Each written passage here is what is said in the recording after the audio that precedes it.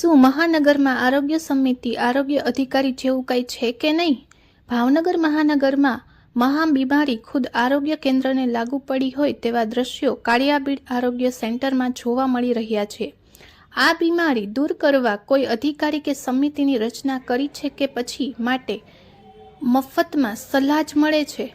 સરકારના કોઈપણ બિલ્ડિંગની પડતર જમીન મફતની હોવા છતાં ખાનગી બિલ્ડિંગ કરતાં વધુ હોય છે. છતાં ખાનગી બિલ્ડિંગ જેવું સારું ટકાઉ કામ નહીં અને જાળવણી પણ નહીં.